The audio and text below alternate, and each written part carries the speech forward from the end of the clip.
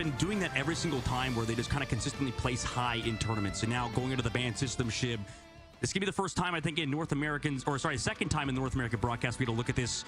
I guess it's the way to phrase it is asymmetric, or what is it, asynchronous?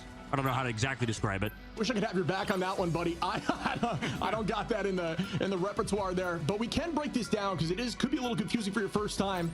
We can walk you through how this would work. So just off the rip there, both teams are going to be banning at the exact same time for the first ban, and we've been seeing Emma banned so consistently. It's almost a lock at this point.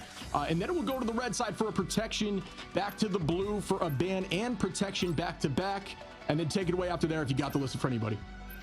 Yeah, no, yeah, just follow that highlighted little box, right? Going to the blue team, Team Nemesis, protect that Magneto. Now in that bottom, you see that highlighted box. We see a ban now coming over for DarkZero, and then it's going to be that sync ban that comes through. So it does make a little bit of sense once you get used to it, right? The first bans are synced, then you make it to those, the next bans that are synced as well. So right now we're waiting for DarkZero to make their ban. Now we're going to have both teams banning each other's heroes out. And the bans, unlike earlier in the qualifiers, are not global, right? So we're going to have targeted bans, right? So DarkZero's bans are only going to hit Team Nemesis. They're going to be able to play any hero that they have not banned, or that they've banned for Team Nemesis. It's a little bit hard to explain. It'll make sense later on when you see the boxes fly towards their team, what they cannot play. Meanwhile, no ban for DarkZero. They've ignored the system just like the chat's ignoring me right now, probably. No, I think it's good to reiterate this. We will break this down a few times for y'all because it is a new system and it is a little confusing the first time you see it, but I love the way it's laid out, and I love how bans are now no longer locked into the entirety of the map, and instead it's more team specific.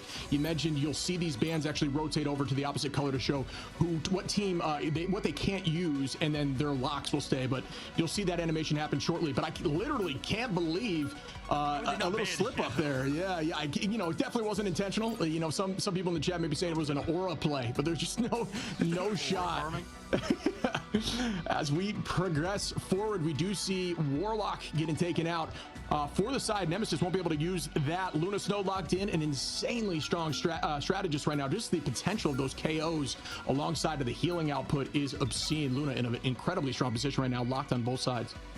Yeah, Cloak and Dagger ban, this is another hotly debated one, right? Whether you want to ban the Loki, the Luna, or Cloak and Dagger, because Cloak and Dagger has been constantly getting buffs, and also, with that Terror Cape to add that damage amplification is a bit nuts, right? Because it's all damage sources. Now, you see, okay, these bans all go to their team, right? So Team Nemesis, they cannot play Adam Warlock, Cloak and Dagger, Emma Frost. Meanwhile, DarkZero, the red team on the bottom, cannot play Emma Frost, Loki, Hulk, or Bruce Banner, and Storm. So that's really where you're looking for. The protects, I mean, they do matter, but realistically, guys, all you need to look for is these 4 bans, right? That's all that's going to impact the game. And like you said, Shib, man, that's just crazy. They wouldn't ban. I mean, this is like you don't want to do it versus Team Nemesis, man. That's so bad. Like, this is a good team to not ban against. Yeah, I mean, it goes back to not only is this a new system, but also it's a nervous moment. I can't imagine what the comms were sounding like during that period. I know you've had experience on the big stage. Sometimes during these intense situations, you kind of just slip up, and it could result in some serious issues such as missing a ban, and games can be won or lost in the ban phase. Do not let that slip. That is a fact, and I'm sure you know that as well. No, that's a good point. I think with the ban system and stuff, I've never had to worry about that as a pro player, and in Marvel Rivals, you do have to worry about it. So your brain kind of moves a little bit quicker on match day, right? Because there's so many things, like you said, nerves, all that stuff on your mind. And these pro players definitely, thinking about that sort of stuff. They have a captain, obviously, making those selections. But going into Krakoa, Shib, this will be our first map of the day, dude. So we're already going to start having that Jeff, potentially, no, sorry, speed boost out of spawn with the Jeff. Now switching back over to the Loki. Going to have that Ultron triple strategist composition. And for DarkZero, they're opting for a bit of a unique one, too, man. Yeah, you're actually running triple on both sides here. Oh, excuse me. Sorry, DarkZero not running triple. They're actually going to, they revert back. Just going to have the Cloak and Luna, but we will have triple on the opposition with Nemesis. And we are going to start off this fight here as Mello takes the height. Human Torch still an absolute threat in Season 2.5 with those movement techs. Very difficult to hit in the sky. Starting to put some pressure on the cap there. Going to keep the pace up and looking for some strong sources of damages. Locking down some zones on the right side. We do see Loki crystals popped here as they keep the pressure on. Diving in and just just maintaining this pressure on point. Good dive, no luck on any value as they're going to reset and get some heals. And we are just kind of playing the pace game on the point right now. Yeah, sort of back and forth. That Human Torch been a must pick across regions. Stasis as well onto that. Psylocke, make sure you prevent that person from being able to push, but both teams sort of filling each other out, but Kraz already out into Bruce Banner form. A little bit late ultimate as well coming through from Skiers, with DarkZero having full advantage is massive.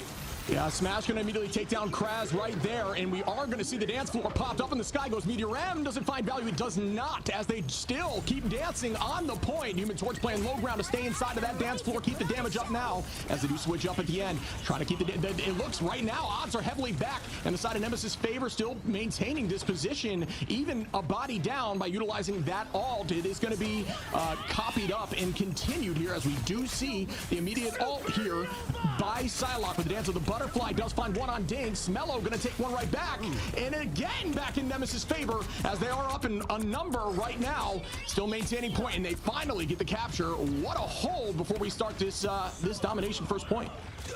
Yeah, Team Nemesis sort of whittling them down. DarkZero, unfortunately, weird spot for Smash to get in as well. It's tough. I wonder how that is on controller, trying to hit those headshots on the Psylocke. Meanwhile, Legendary coming from Chime, met by the Meteor M.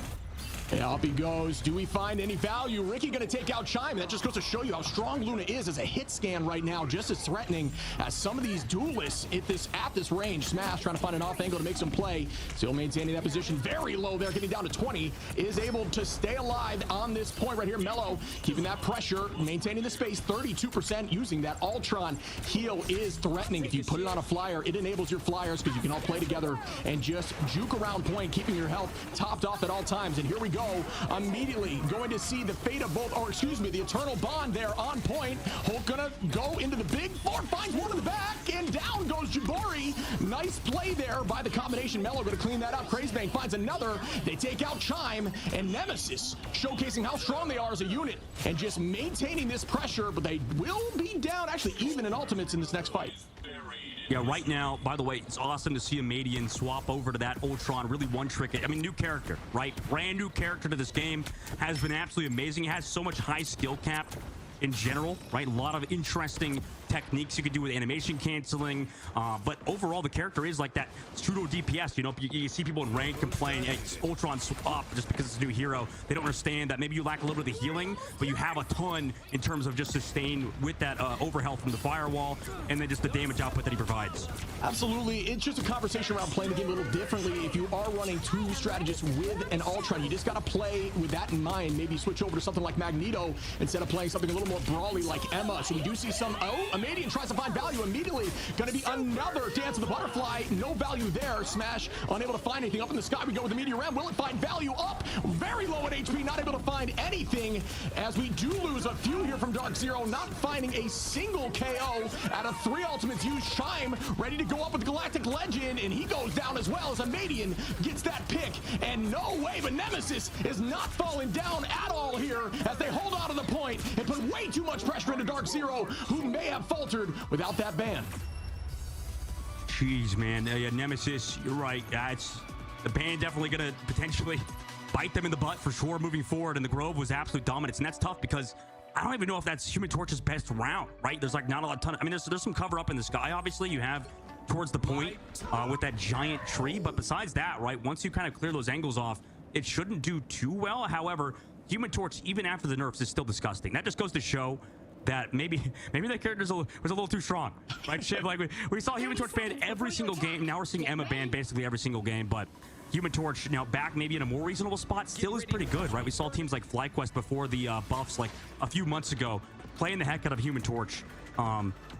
Yeah, I mean, he's a solid character back then. Yeah, he's up there in the conversation with the best flyer, right? Storm's still up there. Obviously, Storm incredibly strong right now, but Human Torch just has so much technique. You mentioned animation cancels and you know, head juking and such when you're using melee up in the sky. Just the sky's the limit when it comes to your ability with that character. And I think the more time you put on Torch, the cleaner you'll be. But not only the cleaner you'll be, it is so difficult to take him out of the sky, especially with that dive. As we are going to see a teleport here off the rip for DarkZero. Cyber going to get on this point, try to isolate right, somebody look for this Luna potentially. Will we see a play? And they're going to go all in, but no, not able to find the pick just yet. Mellow up in the sky here again with that Ultron bot, just maintaining that drone's positioning and utilizing that heal and playing slow until he finds an available window to dive back in.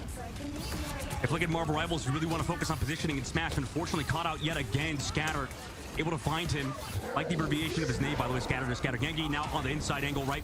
Having ultimates. Nemesis goes aggressive. Skier tries to match it, but man, they're just losing member after member. Yeah, Crazy doing a great job here with the Hulk, just keeping that position. Great tackle out of the sky. The combination of an immediate tackle post smack is something that it takes a little bit of practice with Hulk, but if you get that combination down, you can actually combo that, so they literally cannot escape you. And at this level of play, you'll see that very frequently. So Scatter keeping the space here. Mellow doing the same thing, just playing off of Scatter. They do a great job comboing together and owning this space. No longer just kind of, what you'll see as you're climbing ladder is maybe not the team commitment following up on the space, and that results in your tanks not really getting a ton of value. But these teams understand that to another level, and it forces this team to try to find an off angle for entry, and this is just buying them time on point as Nemesis is creeping to 30-something%.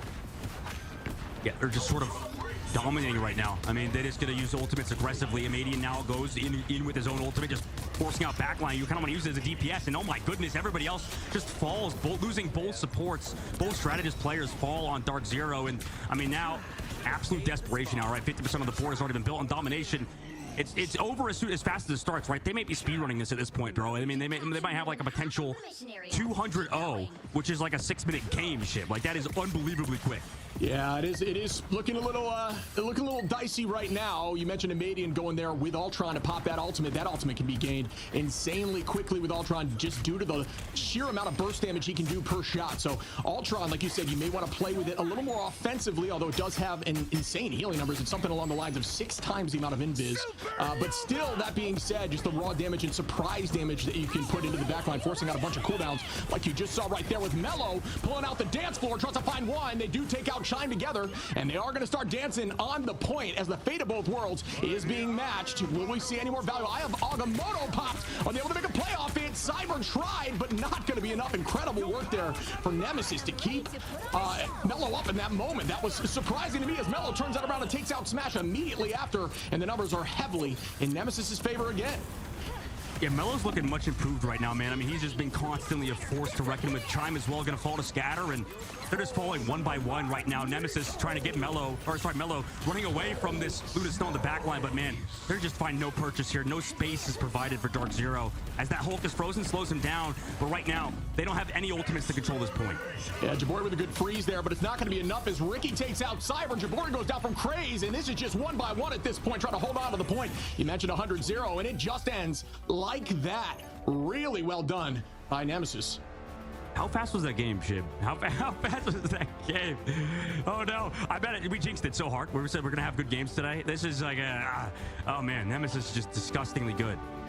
Yeah, I mean, you got to shake off the nerves, right? That could very well be what we see here. You know, if you want to see a match close, or if you're a Team Nemesis fan, you're thinking, hey, this is going to be a rinse repeat for match 2. But, you know, there is something to be said about the first game on the big stage being the first game of the day for the Americas region. And wow, look at these stat lines. Is Amadian going to be the one with the most final hits there, looking really good on Ultron. Ultron incredibly powerful in the right hands. That triple strategist composition can get the job done, as you just see Loki able to pop off with those crystals, keep the team up in the moment. And then you've got Ricky doing a ton of work on the Luna there. No, not getting KO'd a single time, as long, only 2 KOs across the entire board there.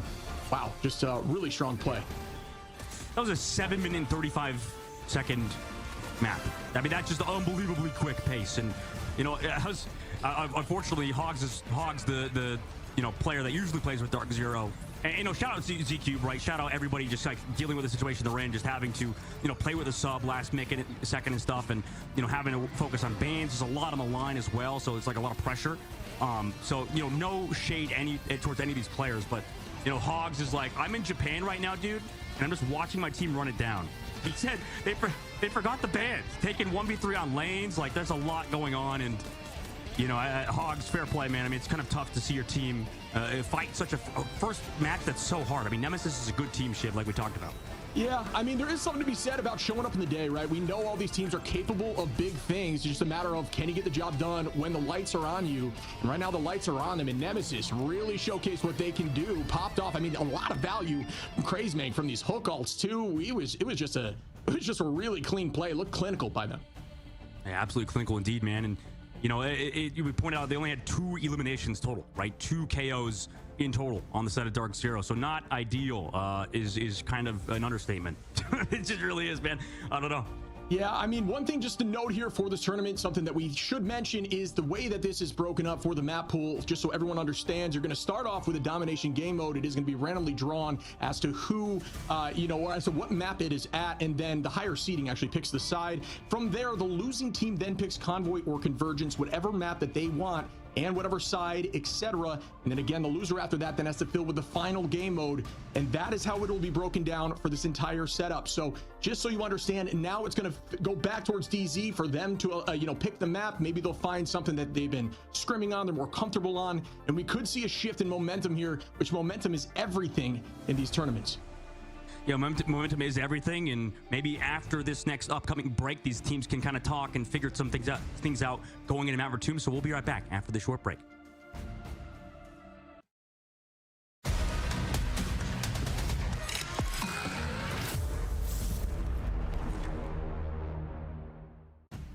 Welcome back to day 2 of the Marvel Rivals Ignite series, as we just watched game 1 between DarkZero and Nemesis. And I gotta say, Nemesis, old Shikigami, looking just as clean as ever. We've seen them start here and just skyrocket nearly every game.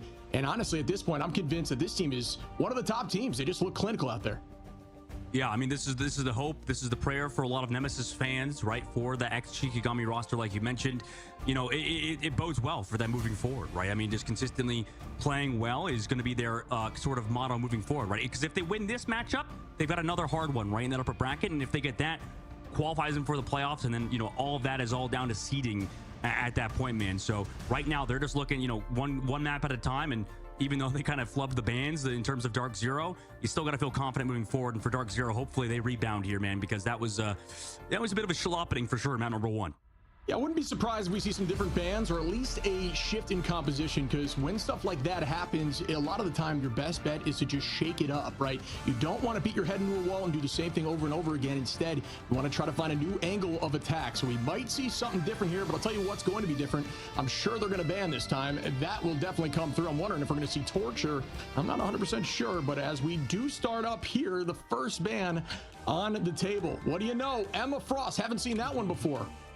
So why is that, Shib? Why is Emma Frost such a popular band right now? It feels like Vanguard's, it shifted, no? Because we were all getting Human Torch, and now we're getting Emma Frost every single game banned.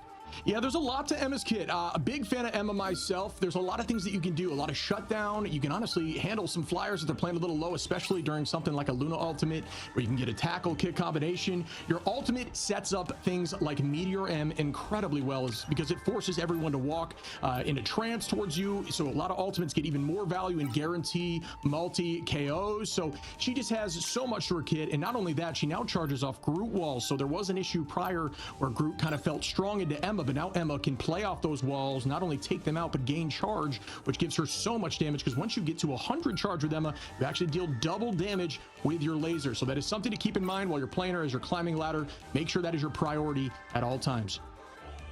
Great point, man. I mean, what better person to talk about Emma Frost than you? And Emma Frost one trick, kind of. Not really one trick, sorry, but you are absolutely top tier on that character, man. I mean, you carried me in a few games, I know, a couple times in ranked. I'll take the gas, brother. I mean, she's just really good. Ton of fun to play. You gotta love it's just one of those characters that this Rivals does a great job of just with ingenuity, just a bunch of different designs and play styles, and you're always going to find one that kind of fits the way you want to play. I know a lot of people, obviously, big fans of the Spider-Man movement and just the skill ceiling there. That kind of can translate with a ton of characters in this game and give you the opportunity. I'm not saying you need to do it at this level, but there's a lot of Spider-Man on these rosters. Be careful with Spider-Man, because chat's going to start freaking out. They're going to be like, oh my God, he's talking about Spider-Man. I hate that guy.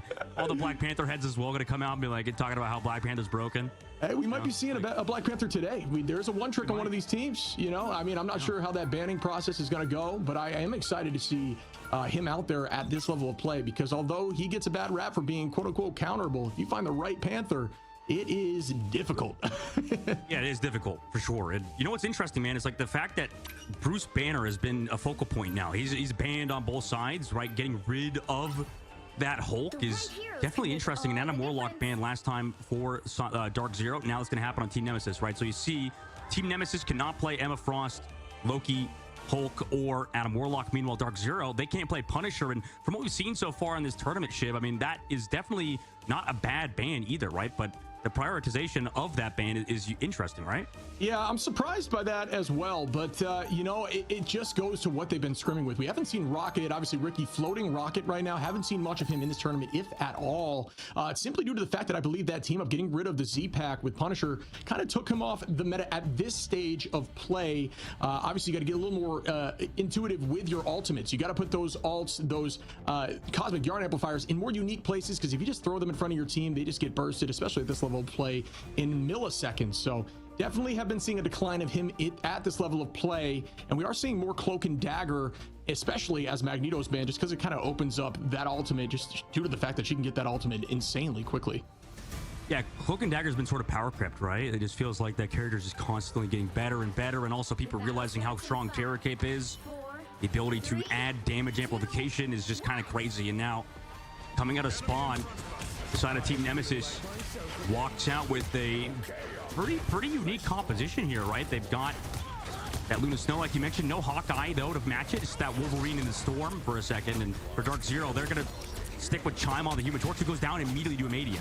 Yeah, you see teams at this level of play try to hold at the door, because it guarantees 3 holds on point 1, which is what you want in nearly every single one of these push maps. So here we go off the rip. Amadian going to find Cyber. We'll have that teleport back, likely reset with the team. Wolverine out there from Mello, trying to find a ton of value, as it will into triple tank like this as they run down the rest. And there's another, as we do push through early on. But like I said, here comes the team teleport to give them their second touch, and then they'll have likely one more, positioning this so it's a little more of an off angle. Sometimes you like to see that teleport to lock off some of the backline strategist lines of sight, but instead opt to put this in an off angle. As here we go, Chime on the high side trying to get built with this. Oh, and immediately we got to see the Hurricane coming out as Jabori goes down. Amadian finding one, and we are going to see the Cloak and Dagger off the rip. Eternal Bond on both sides on the floor, keeping everyone healthy, and it's all about ultimates now. Eye of Agamotto gets popped, gets a few. They find value, no. Dance floor's out. Fate of both worlds buying some time. Grace finds 2.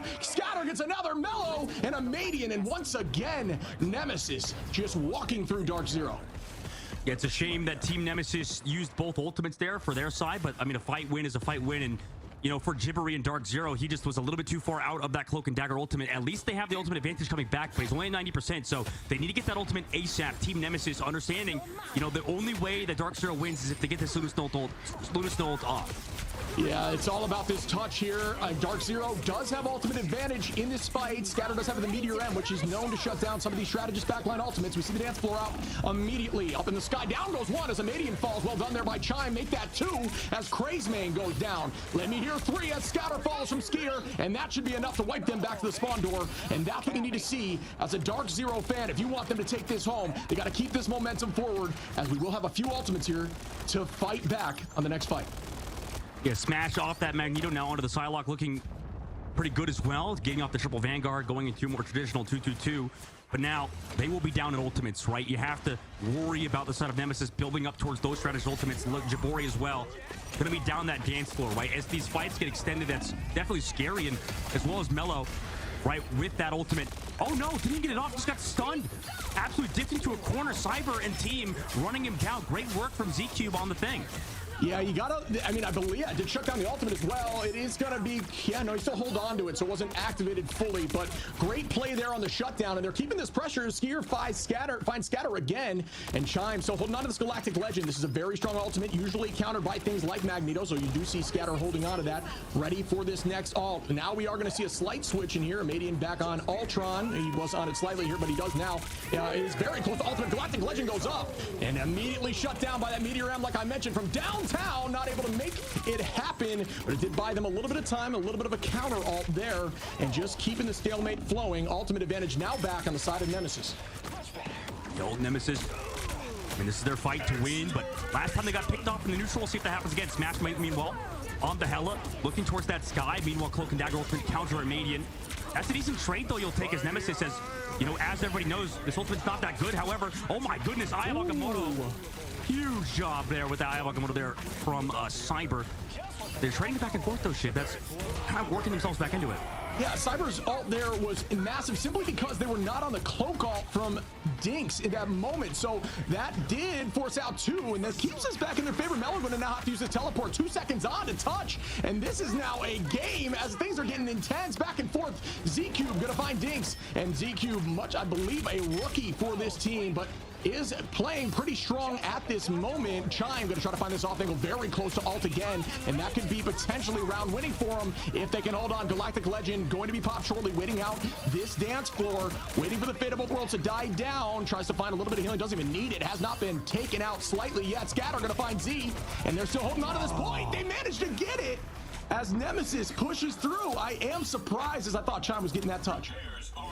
Yeah, he was definitely close, but man, Ludus no dance floor just lasts a little bit too long, man. I mean, that's just, he's like so long just controlling the point. Like waiting for his moment there on the side was Chime, like you mentioned, and there was never a moment, right? If Ludus Snow decides a rave is happening on the point, like you can't do anything about it, buddy. Sorry, it's just a big L going to second phase. Yeah, it's that difficulty with the decision making, right? It's talking about overcommitment of ultimates versus not utilizing the ultimate when need be. In that conversation with that Luna ult being there, I'm not sure it was useful, but you know, you can't rewind time. We're not Doctor Strange, and here comes Armadian trying to find some value up on the Meteor M again. Chime trying to find one, but not able to do so. We do see the Aya Wakamoto being popped. A few get taken out. Down goes Dinks. A smash gets a nice pick, and Chime going towards the back line. Human Torch very weak, is able to escape, and Chime did a good job here juking and cleaning up a couple of these KOs. Make that 2 as Chime is now showcasing what they can do on this Star-Lord.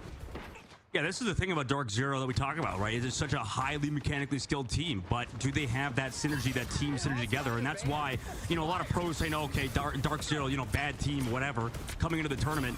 They're a good team. They're full of fantastic players, mechanically skilled players that just need time to kind of figure things out. And maybe this is their chance against Team Nemesis. With 1 minute and 6 seconds left, Nemesis comes back into the main side.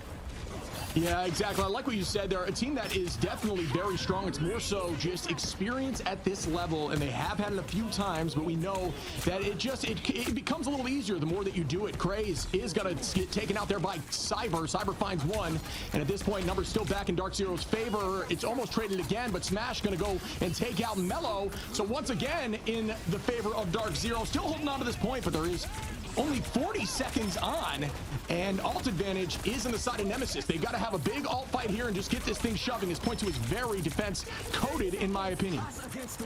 Yeah, I like how you mentioned that. Both Cloak and Daggers committing ultimates. We're going to see a lot of colors in the middle. We got purple, we got red. There's nobody can die in this basically for now as the supernova comes out.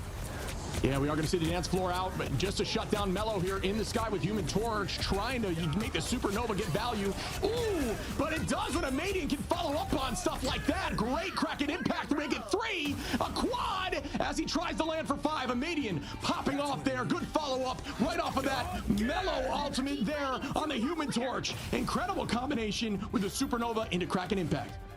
Yeah, that was beautiful, and with the group damage from the ultimate, able to get that final blow, and now coming into it, DarkZero, they need this fight win.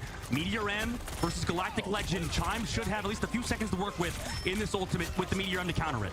Yeah, Scatter doing a great job of patience. Smash gonna find Mello early, and that is huge for the side of Dark. Numbers advantage with ult advantage now. They've got to capitalize. They want to get this thing shut down, but no. Almost traded back out, and ultimate gets popped as we see Cyber trying to get a few, and takes out 2. Goes for the Luna, make that 3, as we see DarkZero shutting this down on point 2, and will this round end in their favor? Oh, as a teleport comes through to keep the fight going. Now we see a Venom. Venom gets stalled like it is his job, because it is his job as they shove through. Down goes Scatter, and it's not going to be enough as DarkZero holds on before point 2.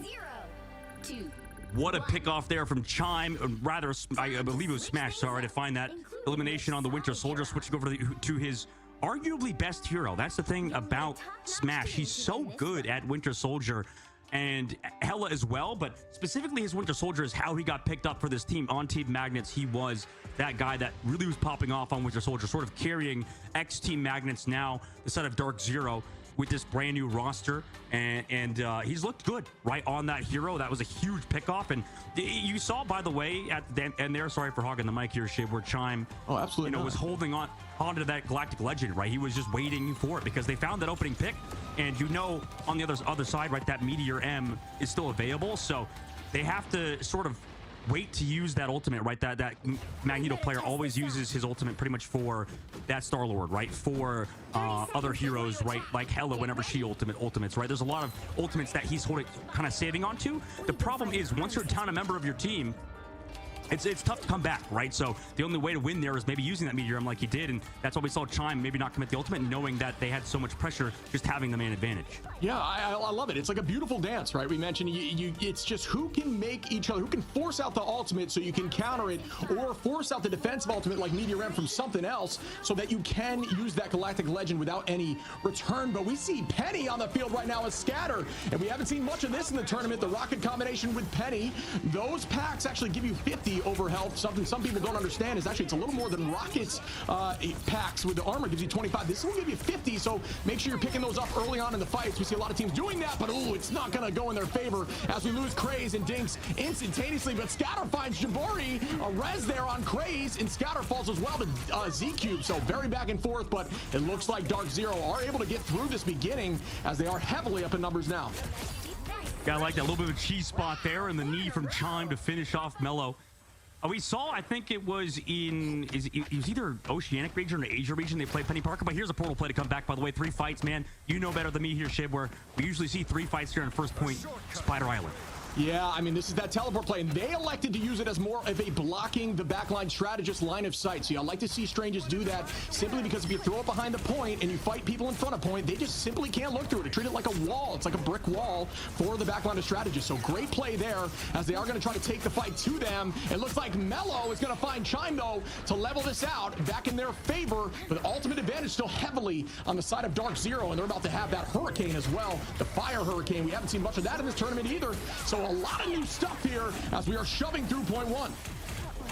Yeah, Mello with the dance of the butterflies, not about to find elimination because of Skier's ultimate. Now they're coming back in with momentum. Does Nemesis have an answer? And here we go, a follow-up 2 go down, make that 3 as Nemesis is showing up in this moment. We are going to see the dance floor out, just give that damage boost, holding on here on the point, deciding to give him a little bit of time for the stagger, but unfortunately staggering while they're holding on to the point doesn't give you much value, but well done. Actually, excuse me, they were attacking, so very well done here by the side of Nightmare, and they are actually ultimate advantage back on the side of DZ.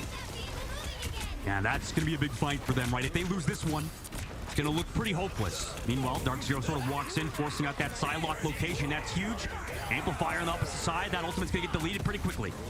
Yeah, it's the difficulty of what we talked about, the location, the placement of those ultimates are so strategic. They have to be so strategic or they just don't get the value they need. And that thing got bursted in seconds as they are trying to push this team out completely. Ooh, Scatter going to find Chime early on in this fight. Keep this in the side of Nemesis as we are driving them back into the spawn door here. Nemesis looking really clean back with ult advantage. Cyber actually holding on to this Strange. We could see an Eye of Agamotto towards the back line. Jabori with the dance. And I don't know if that is worth the attempt, but I like the idea, just was not executed well enough as nobody was helping that right side. So we are going to be back on the side of defense as Nemesis is holding on, and there is another all pop for Scatter, finds one, down with Jabori, Cyber, and this looks like it may be held here halfway through, not even halfway through point 1.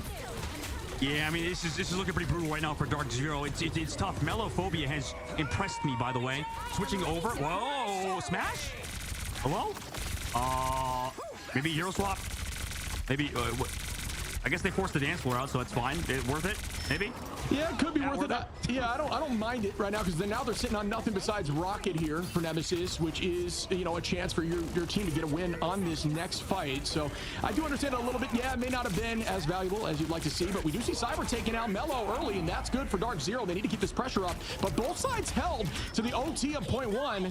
We just got to get them around this corner. This is still a very defensive position down here, and we do see that Cosmic Yarn out now. That's going to be enough. Great positioning there. They can't even look at it while it's back in that corner, and that's what you want to see if you have a Rocket on your team.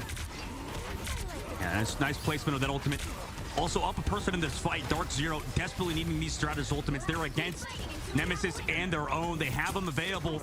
They also have a combo. Mellow falls solo, but he's been able to escape every time with his life. Last second. Yeah, Chime holding on to this Kraken impact. You know it's going to be valuable here if he can get something cooking with Jabori's damage boost, and it does go out. It doesn't go out there. Hold on as they try to get a Via Agamotto. Nice freeze there. Really well done by Ricky to shut that down quickly. Cyber back at 50%. Still able to scatter. Going to find Smash there.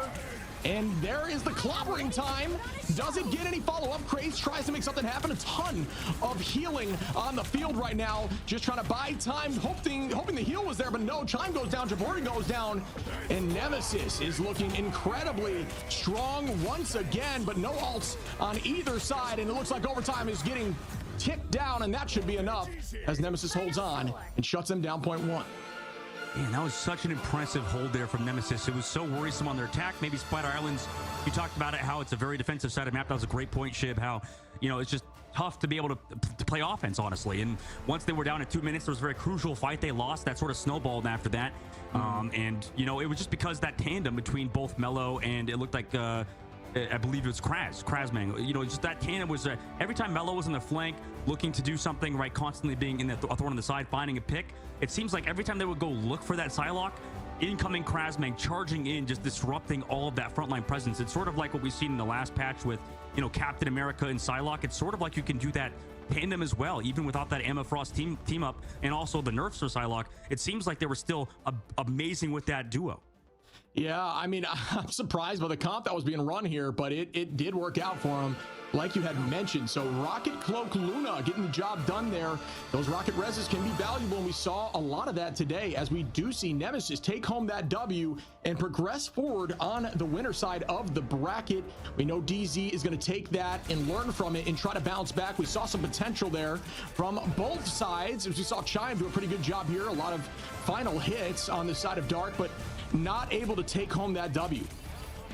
Yeah, I think in time, Chime and crew can kind of work out their kinks, right? Right now, at the moment, they are against the hard team, right? Nemesis, truth be told, is the top team in the tournament. We'll see how they do against other top teams as they move forward in the upper bracket, like you mentioned, Chip. But for DarkZero, all hope is not lost, right? It seems like they had some pretty good plays overall, like you mentioned with Chime. Smash had his moments on Winter Soldier. Cyber looked pretty good as well on the Doctor Strange. Obviously, the attack maybe not so as much with that not well placed Eye of Agamotto, but you know, on their defense he had some pretty good ones. It's obviously easier as Doctor Strange, as you know, as a Vanguard playership, how easy those defensive Eye of Agamottos are comparatively, as we saw Scatter got his own. But there's some things to work with there for DarkZero. I think they have a very talented roster, but to switch on the other side for Team Nemesis to talk about our champions of said match, I mean, they just look beautiful. They look like a well-oiled machine, right? Yeah, I mean, you talked about Eye of Agamotto value on the double strat line there, scatter finding too. I mean, that was huge. You mentioned on defense, finding more value with those eyes. It makes sense, right? Because you can set up prior to the engagement, and Strange needs to be a little sneaky, similar to Wolverine, right? You got to play your own game a little bit when you're sitting on that Eye of Agamotto, and we saw a lot of value with that today. And it did work out for them. You mentioned a little bit of slip-ups there from DZ, but like you said, they're going to learn from it. They're a strong team. It's just all about experience and time, and we will be seeing them again in the coming days. Yeah, absolutely. We'll see them potentially one more last time, right? That's the tough part of this group stages, is if you lose in that lower bracket, you are no longer going to be competing for that playoffs. And, you know, that's going to be a tough pill to swallow. Obviously, we have a very long, you know, sort of season, as this is just the group stages of the and North America, right? We enter the group stages, then we enter the playoffs, and then after the playoffs we have that mid-season sort of tournament, and that's going to be incredibly exciting. But obviously that's in the future. We could talk about that sort of stuff later, but for Team Nemesis, that puts them one step closer, like you said, Shib, and that's a beautiful way to do it. 2-0, you know, it was looking rough on their offense, but I guess anybody would struggle on Spider Island. So yeah, I mean, in some of these teams, when they get their initial loss, we saw it during the MRI, during the MRC, they bounce back. It's like the Emma kick to the face that they needed to find their rhythm. So we might see something different here from them in the future, just understanding maybe where they slipped up. They're going to watch the tapes, see the changes, what they need to make, and, you know, maybe even subs. All that is still on the table.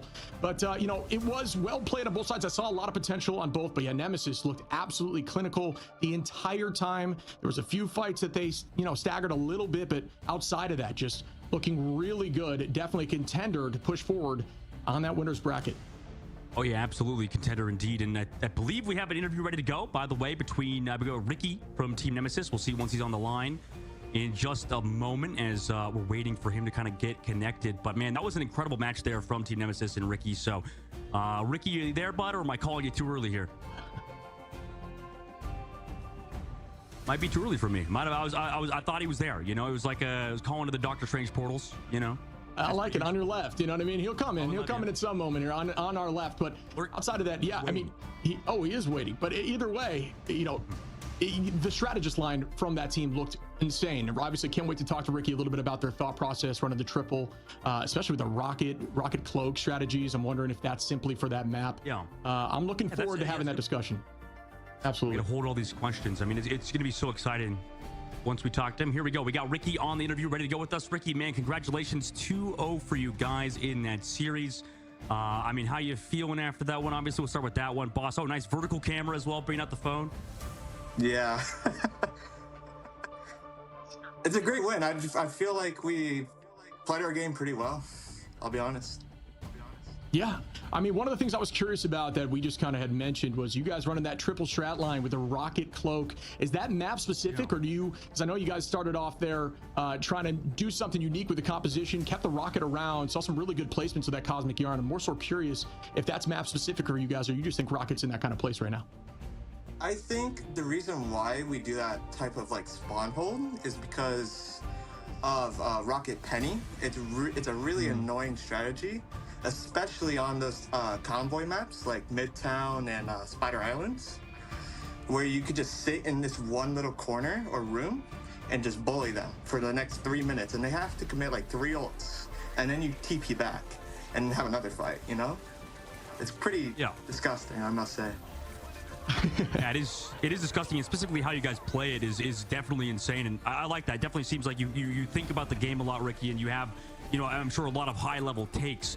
Generally, Luna Snow this patch, I mean, I'm sure a lot of people are wondering how you're liking it so far. How amazing is it to feel like that power on strategist? How has it been so far to play that Luna Snow in this patch, right, in the Ignite series so far? Luna feels weird, if I were to say, in like how do you describe, because her ult builds so much slower, like no matter like the damage, you can feel the damage difference, right? But the ult charge change is significant, and it's making characters like Cloak, for example, like get played a lot more. And I feel like we played Cloak a lot more than other teams, so we understood the power of Cloak already. Compared to Luna, like we had this even like B-tier Luna theory, which was kind of funny, I'll be honest. But I think Luna's just too good with her ult, being able to DB and kill through tranks. But yeah, I think she's really good. Yeah, speaking of the DB, the damage boost there, I saw that combination there when you popped off with the Kraken Impact combo. That's I gotta imagine that's second nature for you guys, but you doing that with Human Torch in the sky all at the same time, the raw damage looked like it bursted through literally everything. Is that like a triple commitment? Is that something you guys do consistently, or was that more so you saw an available window and you took it? I'd say, okay, in these big ult fights, right? Like both teams are going to willingly commit 4 or 5, right? And we have the better combo that will kill through their tranks, right? Or KO them per se. And it's all because of Luna damage boost and the Kraken Impact, I must say, with the group combo. Because it's too much damage to heal, especially if you don't break the walls behind you. You're just gonna it's unlivable, I must say. So it is kind of like second nature to do it. Right, yeah, you guys had that combo time perfectly. We're going to ask you one last question here, Ricky. Obviously, you guys going to play against either Shroud X or Tenki XD. I mean, what are your thoughts going into your upper bracket next match, right? I mean, it's a big match, obviously, for you guys, but any last thoughts about Shroud X or Tenki XD? Who do you think is going to win that series, and what do you have to say, maybe prepare for your opponents? Me and my team, they really want to, we want Techie to win because we want the Shroud 04 type of stand line, if you want me to be completely honest to you. We love honesty here, man. Yeah, we'll take it, you know? We take it. And for our next opponent, I think either way, we're going to prepare pretty well, and I think we're going to have a good chance regardless. I don't think we have a bad matchup versus any team in this tournament. I love that confidence. Oh, yeah. Absolutely. That's good stuff, man. That's good stuff. Thank you, Ricky, for coming on, man. Good luck in your next matchup. Obviously, rest up well, man. Thank you. Thank you for having me. Take it easy. Absolutely. It was a pleasure. What a beauty. What a beauty. Great guy, man. I don't think I've heard him talk on interview yet, so that was great to see him chat. I mean, he was definitely very well thought out, right? He was thinking of all the I like, what was the phrase he had about the group wall and stuff? You know, it was most definitely and stuff, you know, how strong that stuff is, the combos. Yeah, I think that's something to call out for the audience in general. When you are in a strangling prison, turn around and break the group walls, and there's a better chance that you get through it. So really well played there. And I like the way he kind of broke it down, talking to a strategist, somebody who's really seeing the entire battlefield at all times instead of more self-focused. It just really well done in general by the strat line there. Yeah, very well done indeed. And moving forward into the next round in that semifinals will be Nemesis, and their opponent, like we mentioned, will be Shardx and Techie XD. Meanwhile, obviously, you had for DarkZero, they're going to be waiting for the loser of that matchup, right? And once we enter the lower bracket, right, it's win or go home. Nemesis, I'm sure, are feeling very good about moving forward in their semifinals, potentially going to have that matchup between Sentinels or Citadel. So this bracket in Group B, I think it's going to be super fun. And as we move over to Group A later on, I mean, there's so many exciting matchups, I think, today that we're going to see. Yeah, I'm with you, man. I think the games are only going to get better from here, but that was just